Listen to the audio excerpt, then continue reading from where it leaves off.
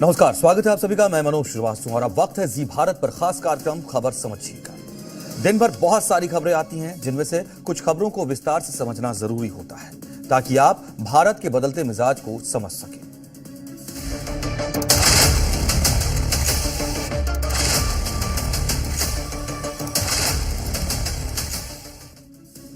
बांग्लादेश में हिंदू दीपू दास के साथ क्या हुआ था, आप सबको पता है।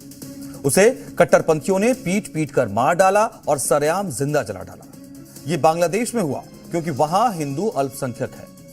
लेकिन कट्टरपंथियों की फितरत कम या ज्यादा नहीं देखती, वो सिर्फ कट्टरता देखती है। तभी तो योगी राज में एक नहीं दो जगहों पर दीपू दास जैसी घटना की कोशिश की गई। कहीं पर मेडिकल कॉलेज के मुस्लिम छात्रों ने एक हिंदू छात्र को काफिर कहकर जिंदा जलाने की धमकी दी, तो कहीं पर 50 लोगों की भीड़ ने एक हिंदू को जान से मारने की कोशिश की। इतनी हिमाकत, वो भी योगी राज में। अब योगी ऐसे लोगों की दुर्गति करेंगे।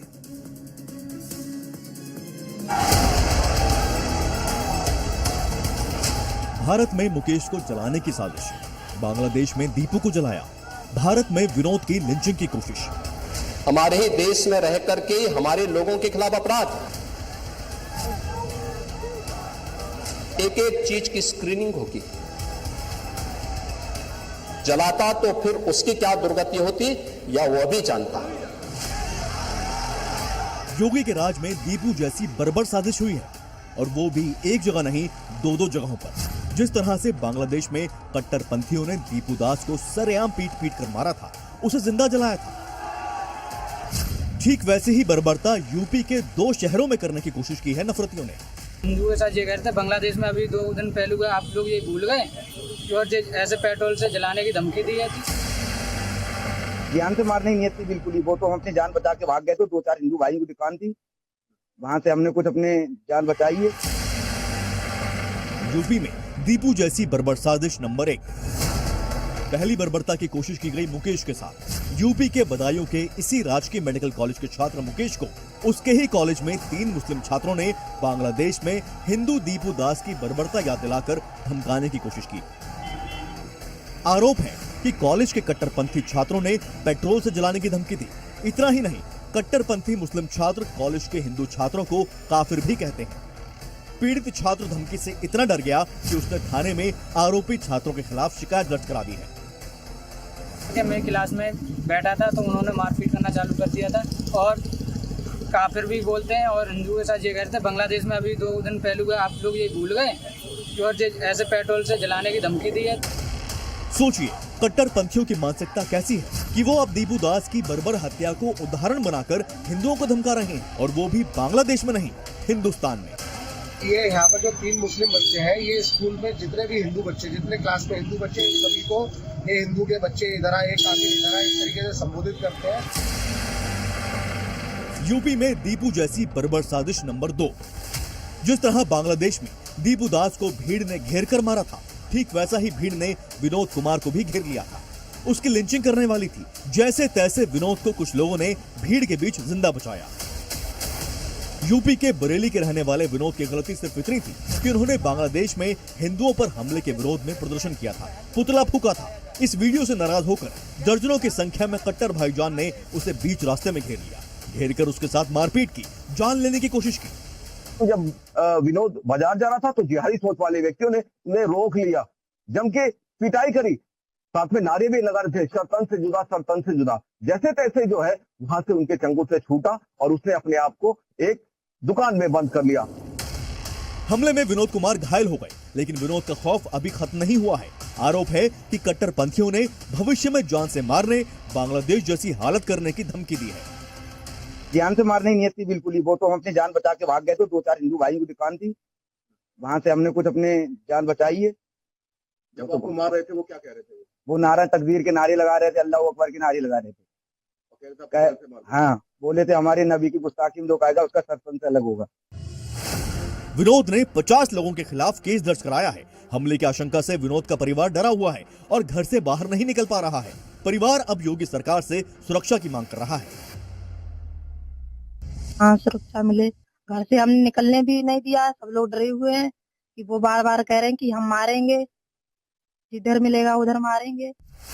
बांग्लादेश में हिंदू अल्पसंख्यक हैं, तो वहां पर दीपूदास को जला दिया गया। लेकिन कट्टरपंथियों की हिम्मत देखिए, भारत में तो हिंदू बहुसंख्यक हैं, इसके बावजूद वो हिंदू को जलाने मारने की खुलेआम धमकी दे रहे हैं। बरेली हो या फिर बदायूं, कट्टरपंथी अगर ये भूल गए हैं कि वो कहां रह रहे हैं, तो उन्हें प्रदेश के मुखिया योगी आदित्यनाथ का ये बयान सुन लेना चाहिए। जो आपकी तुष्टीकरण की नीति है, जिसके कारण बांग्लादेश बना है, अगर बांग्लादेश पाकिस्तान नहीं बना होता, इस तरीके से हिंदू नहीं जलाया होता, और जलाता तो फिर उसकी क्या दुर्गति होती या वह भी जानता। बदायूं में आरोपी 3 मुस्लिम छात्रों को योगी फोर्स ने हिरासत में ले लिया है और बरेली में पुलिस मारपीट करने और धमकाने वालों को ढूंढ रही है। बहुत जल्द वो भी शिकंजे में आएंगे। हमारे ही देश में रह करके हमारे लोगों के खिलाफ अपराध। हैरानी की बात यह है कि बांग्लादेश हो, बरेली हो या फिर बदायूं, तीनों ही जगहों के नाम बा से शुरू होते हैं। बरेली और बदायूं की घटना के बाद यह सवाल उठ रहा है कि क्या कुछ कट्टरपंथी भाईजान बांग्लादेश वाली बर्बरता की बात हिंदुओं को डराने धमकाने के लिए कर रहे हैं। बरेली से अजय कश्यप के साथ ब्यूरो रिपोर्ट, जी मीडिया।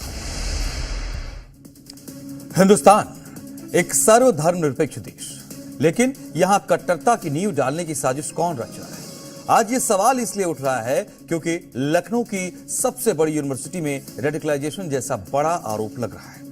केजीएमयू के एक डॉक्टर पर यूनिवर्सिटी के अंदर धर्मांतरण गैंग चलाने के इल्जाम लग रहे हैं, और इसके बाद ये सवाल उठता है, क्या मुस्लिमों के पढ़े लिखे वर्ग में कट्टरता का एक नया ट्रेंड सामने सेट किया जा रहा है?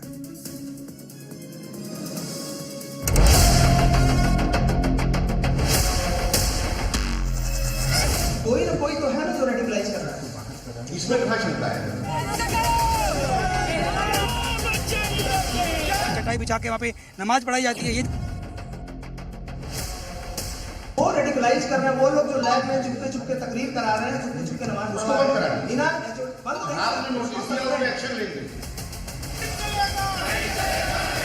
लगभग 200 से 250 ऐसे रोहिंग्या बांग्लादेशी लोग वहाँ पर काम कर रहे हैं। लखनऊ के सबसे बड़े मेडिकल कॉलेज में डॉक्टर्स नहीं, नमाजी तैयार हो रहे हैं। योगी के शहर में कट्टरता वाली यूनिवर्सिटी बन गई। केजीएमयू में अभी लव जिहाद वाला विवाद चल ही रहा था कि इसी बीच एक खुलासे ने पूरे लखनऊ को चौंका दिया। यूनिवर्सिटी को लव जिहाद और कट्टरता का एपिसेंटर बनाने की कोशिश की।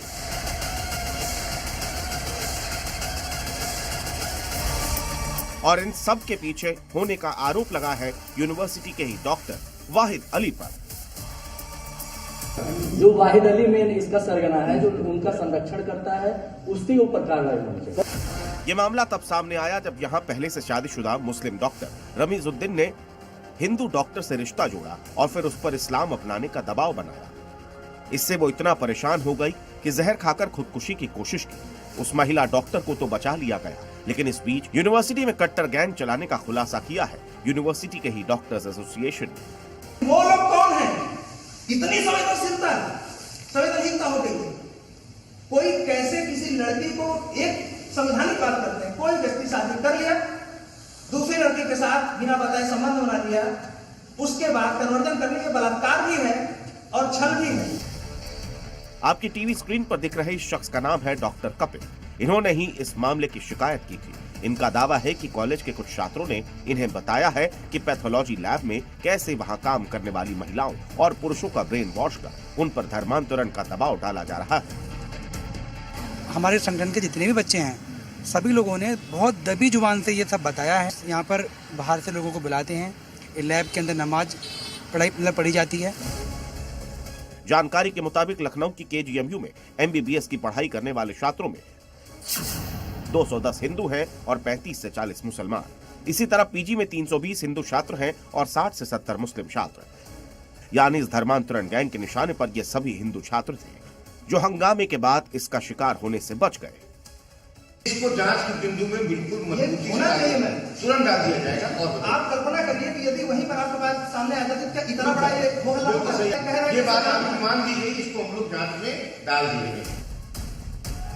केजीएमयू में रेडिकलाइजेशन गैंग के खिलाफ हल्ला हो रहा है, तो आरोपी डॉक्टर वाहिद अली इसे अपने खिलाफ साजिश बता रहे हैं। सभी आरोपों को सिरे से खारिज कर रहे हैं। मेरा इस घटना से या रेडिकलाइजेशन से या धर्म के संबंधित प्रचार से कोई भी संबंध नहीं है, रत्ती बराबर संबंध नहीं है। कोई वीडियो क्लिप होगा, कोई ऑडियो क्लिप होगा, कुछ भी तो होगा मेरा पुराना रिकॉर्ड पिछले 15 साल का। और लैब में वेब कैमरे भी लगे हुए हैं, वेब कैमरे की छानबीन कर लीजिए। पहले फरीदाबाद में अल-फलाह यूनिवर्सिटी, अब लखनऊ में KGMU। ऐसे में सवाल उठने लगे हैं कि क्या यूनिवर्सिटीज को विशेष तौर पर टारगेट करने के पीछे का मकसद छात्रों को निशाने पर लेकर देश की जड़ पर सीधा प्रहार करना है। आरोपियों की मंशा कुछ भी हो, लेकिन योगी के रहते यूपी में ऐसा कभी कुछ नहीं हो पाएगा। लखनऊ से प्रीति श्रीवास्तव के साथ ब्यूरो रिपोर्ट, जी मीडिया। अक्सर कई बार कई लोग सच को देखकर भी जानबूझकर अनदेखा कर देते हैं। कुछ ऐसे ही लोगों के लिए सीएम योगी ने कल नसीहत दी थी और कहा था कि गाजा पर बोलने वाले बांग्लादेश पर क्यों नहीं बोलते। लेकिन लगता है योगी की यह बात एक मौलाना की समझ में नहीं है। तभी तो एक मौलाना आज सामने आया और उसने बांग्लादेश में हिंदुओं की हत्या को मानने से ही इनकार कर दिया।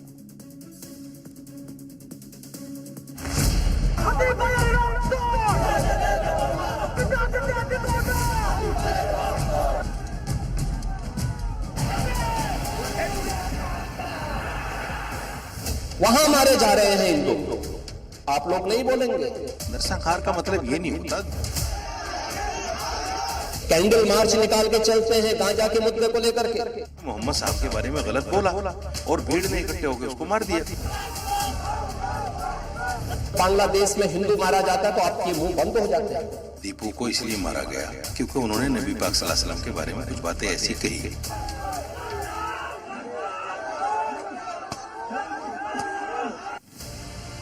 मौलाना का ये दोहरा रवैया देख लीजिए और समझ लीजिए कि योगी ने कल क्यों विधानसभा में खड़े होकर इनके बारे में कहा था। वहां मारे जा रहे हैं हिंदू, आप लोग नहीं बोलेंगे। बांग्लादेश में दीपू दास की हत्या सिर्फ एक हत्या नहीं बल्कि कट्टरपंथियों के जुल्म का जलता उदाहरण है। लेकिन मौलाना साजिद रशीदी, जो कि कई बार गाजा पर अपनी छाती पीट चुके हैं, वो बांग्लादेश में हिंदू की हत्या को नरसंहार मानने से ही इनकार कर रहे हैं। लेकिन उसको इसलिए मारा गया क्योंकि उन्होंने नबी पाक सल्लल्लाहु अलैहि वसल्लम के बारे में कुछ बातें ऐसी कही जो बुरी लग गई मुसलमान को। हालांकि उस पर भी उसको मारना जायज नहीं है, नरसंहार नहीं है। नरसंहार का मतलब ये नहीं होता एक दो लोग, दो चार लोग भीड़ में आकर उनको मार दिया जाए। दीपू की हत्या को नरसंहार ना मानने वाला ये वही मौलाना है जिसके दिल में गाजा के लिए दर्द उठ रहा था। इजराइल जो कुछ कर रहा है पूरी दुनिया के नक्शे पर सब लोग जानते हैं। इजराइल को सफाई हस्ती से मिटा देना चाहिए। ये उन्हीं भाईजान में से एक है जो गाजा पर हाथ में तख्ती लेकर निकलते थे, नारेबाजी करते थे, लेकिन बांग्लादेश में हिंदुओं को जलाने पर इसे नरसंहार नहीं दिखा। अक्सर अल्पसंख्यकों को लेकर अपना रोना रोने वाले इस मौलाना को ये नरसंहार नहीं लगता, जिसमें कट्टरपंथी हिंदू को मार रहे हैं, उनके घरों को जला रहे हैं, मंदिर तोड़े जा रहे हैं, उनको जिंदा जलाया जा रहा है, जिसे लेकर देश में गुस्सा फैला है। बस इसे दिखता है तो सिर्फ इस्लाम और गाजा। उसने मोहम्मद साहब के बारे में गलत बोला और भीड़ ने इकट्ठे होकर उसको मार दिया। ऐसी सोच सिर्फ इस मौलाना की ही है या फिर बाकी भाईजान की भी है? देश के अलग अलग हिस्सों के मुसलमान से भी सवाल पूछा कि उन्हें बांग्लादेश के बारे में कुछ पता है या सिर्फ गाजा और फिलिस्तीन के बारे में ही जानते हैं। तो देखिए उनका क्या जवाब सामने आया। गाजा में आज फिलिस्तीन में इसराइल ने हमला किया है। रोज ही डेली हमले हो रहे हैं बेचारे पे, गरीब लोगों पे, जो नाक जिनकी कोई गलती नहीं, खता नहीं है, मासूम बच्चे हैं, सर्दी में तड़प रहे बहुत। गाजा में जुल्म की सारी हदें पार हुई। गाजा के लोगों ने जिस तरीके से आगे आकर उस बुरे वक्त का मुकाबला किया, यानी फर्क साफ है कि गाजा के मुसलमानों से तो नाता है लेकिन बांग्लादेश के हिंदुओं से नहीं। जब किसी देश में किसी मुस्लिम के साथ ऐसा होता है तो ये पूरी जमात सड़क पर उतर आती है, हाथ में तख्तियां लेकर नफरती नारे लगाती है। लेकिन दीपू दास की हत्या के बाद शायद ही कोई मुस्लिम संगठन बांग्लादेश में हिंदू की हत्या का विरोध करने सड़क पर उतरा हो। ब्यूरो रिपोर्ट, जी मीडिया। क्या अल्लाह किसी शख्स को एक महिला से छेड़छाड़ की इजाजत दे सकता है? क्या अल्लाह किसी शख्स को महिला से बदसलूकी करने का हुक्म दे सकता है? यह सवाल आपके भी जहन में उठ रहा होगा कि आखिर यह कैसे संभव है। तो आपको बता दें कि अहमदाबाद के एक भाईजान ने पुलिस के सामने यहां तक कि कोर्ट में यह दावा किया कि अल्लाह की आवाज पर उसने महिला से छेड़छाड़ की, उसे डराया धमकाया। लेकिन अब वही मियां भाई सलाखों में है। देखिए।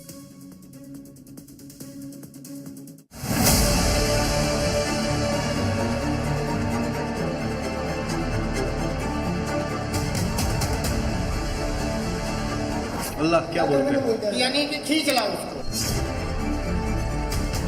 इस आवाज को क्या बोलते हैं? उस आवाज को अल्लाह की आवाज को। पुलिस स्टेशन में खड़े इस शख्स का नाम अहिराज हुसैन आबिद अली शेख है। इसे पुलिस ने एक महिला से छेड़छाड़ के आरोप में गिरफ्तार किया। मगर जानते हैं, इस भाईजान ने महिला से छेड़छाड़ एक बार नहीं बल्कि 3 बार की है और इस गुनाह के लिए खुद को नहीं बल्कि सीधे अल्लाह को जिम्मेदार ठहरा दिया। अजान होना शुरू हो गई थी शुक्रवार की, तब फिर आवाज आई थी। 2 दिन पहले मैं आ चुका था यहाँ, तो ये लोग डांट दिए, गाली को ताली देकर भगा दिया, तो मैं भाग लिया। फिर उसके बाद 2 दिन बाद फिर वो आवाज आई ना शुक्रवार वाले दिन, कहराज तू फिर वही जा, फिर वही जा। फिर मैं आया यहाँ पर। किसकी आवाज है ये ऊपर वाले की आवाज। ऊपर वाला मतलब? यानी निराकार की, अल्लाह की। सुना आपने कैसे ये मियाँ भाई दावा कर रहा है कि किसी महिला से छेड़छाड़ करने का हुक्म इसे अल्लाह ने दिया और अल्लाह के उसी हुक्म की तामील करते हुए इसने एक ही महिला से 3 बार छेड़खानी की, उसे डराया धमकाया। जो फरियादी महिला है उसने आरोपी के विरुद्ध एक सेक्सुअल हैरेसमेंट की छेड़ती की फरियाद दर्ज करवाई थी दाणी लिमड़ा पुलिस स्टेशन में, जिसकी कोर्ट ट्रायल चल रही थी।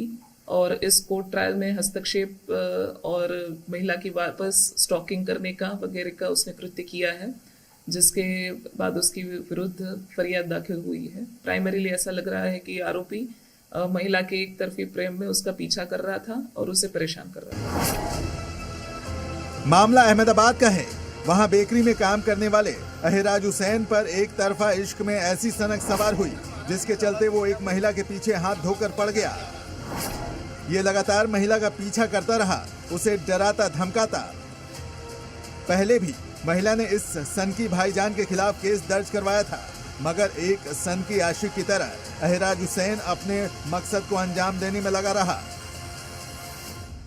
आरोपी एक बेकरी में काम करता है जहां पे औरतें आमतौर पे खाने की चीज़ें लेने जाती है। उस तरीके से फरियादी महिला भी गई होगी और उसने 2-3 बार महिला को देखा होगा और उसे लगा होगा कि मैं इससे प्यार करता हूं। और एक तरफी प्रेम में जो उसने कृत्य किए हैं जो कि गैरकानूनी है, उसको जस्टिफाई करने के लिए अभी पुलिस की जो इन्वेस्टिगेशन उसमें बता रहा है कि मुझे ऐसा करने के लिए अल्लाह ने बताया है, लेकिन हम उसकी जांच पड़ताल कर रहे हैं। पुलिस का मानना है कि खुद को बचाने के लिए अहिराज हुसैन उल जुलूल बातें कर रहा है, छेड़छाड़ जैसे गुनाह के लिए अल्लाह को जिम्मेदार ठहरा रहा है। लेकिन बड़ा सवाल ये है कि छेड़छाड़ के आरोपी की सजा सिर्फ गिरफ्तारी ही है या इस सनकी भाईजान को कोई और सजा भी मिलनी चाहिए।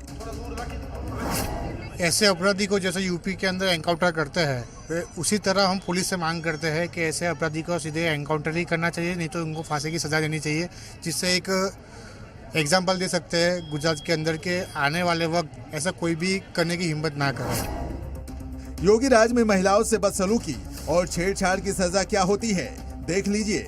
योगी फोर्स ऐसे मनचलो शोहदों का हिसाब ऑन द स्पॉट करती है। मैंने कल एक महिला के साथ छेड़छाड़ की थी, मैं आज के बाद किसी महिला के साथ छेड़छाड़ नहीं करूंगा, मुझे माफ कर दिया जाए। अब ये देखना होगा कि अहमदाबाद के इस सनकी भाईजान का क्या अंजाम होगा। अहमदाबाद से उदय रंजन के साथ ब्यूरो रिपोर्ट, जी मीडिया।